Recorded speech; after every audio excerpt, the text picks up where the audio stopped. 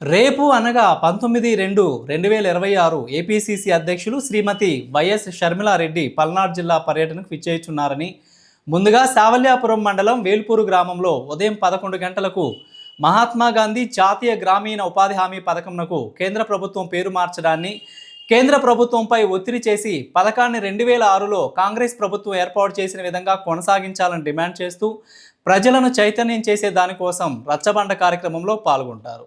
తదుపరి రేపు సాయంత్రం 4:30 గంటలకు నరసరావుపేట మండలం రావిపాడు గ్రామంలోని ఇందిరా ప్రియదర్శిని కాలనీలో కార్యక్రమంలో పాల్గొని ప్రజలతో మాట్లాడతారు. కావున పల్నాడు జిల్లాలోని అన్ని నియోజకవర్గాలకు సంబంధించిన నాయకులు, కార్యకర్తలు, అభిమానులు వేలాదిగా హాజరై జిల్లాలో జరిగే షర్మిలా గారి కార్యక్రమాలను విజయవంతం చేయవలసిందిగా DCC president G Alexander Sudhakar కోరారు. రేపు అనగా 19/2/2026 తారీఖున ఆంధ్రప్రదేశ్ కాంగ్రెస్ పార్టీ అధ్యక్షులు మహానేత రాజశేఖర రెడ్డి గారి బిడ్డ శ్రీమతి వైఎస్ షర్మిలారెడ్డి గారు తమ పర్యటనకు పల్నాడు జిల్లాకు విచ్చేస్తున్నారు.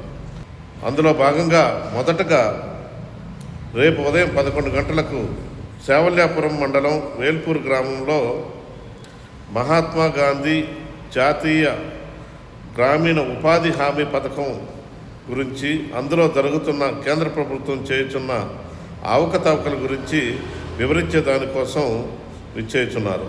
ఆ కార్యక్రమం గురించి, ఆ కార్యక్రమంలో జరుగుతున్న అవకతవకల గురించి అక్కడ ప్రజలకి వివరించి, దాని తర్వాత అదే రోజు అంటే రేపు సాయంత్రం నరసరావుపేట మండలం రావిపాడు గ్రామంలో సాయంత్రం 4:30 గంటలకి ఈ మహాత్మా గాంధీ జాతీయ ఉపాధి హామీ గ్రామీణ ఉపాధి హామీ పథకం గురించి, అవకతవకల గురించి వివరించే దానికోసం అక్కడ కూడా ఒక ప్రోగ్రామ్ని ఏర్పాటు చేయడం జరిగింది.